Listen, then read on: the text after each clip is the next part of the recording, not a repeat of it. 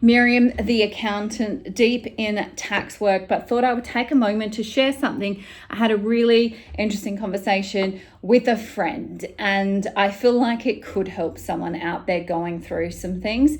They're going through a challenging time, and we spoke about how that challenging time ended up meaning they got their dream job and everything turned around from them getting fired. So I call it sliding doors moments. I call it course corrections, where the universe comes in, completely shatters everything, and we think it's the worst thing in the world, but those events then turn into the best thing for us. And this person, one of my friends that I was talking to, had lost their job, got fired.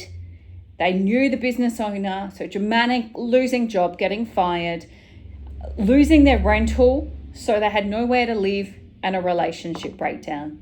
Everything bad all happening at once. And they were like, it was such a horrible time. But I reminded myself, this too shall pass. What's some other things?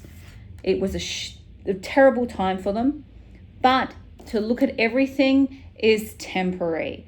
So these circumstances can change. When we're in our horrible moments, it's very hard to think about the future, to think about how this can get turned around. But I know, even for myself, I go, this too shall pass. The good times shall pass and the bad times shall pass.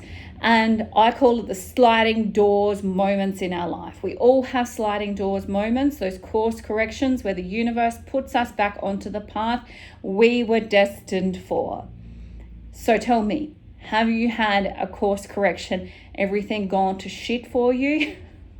We laugh about it now.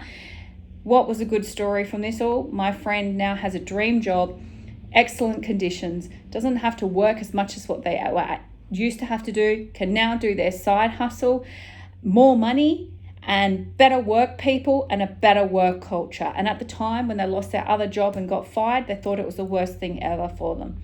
Now they've got everything they wanted and they're on track, they're on path, they're better for not being in the relationship.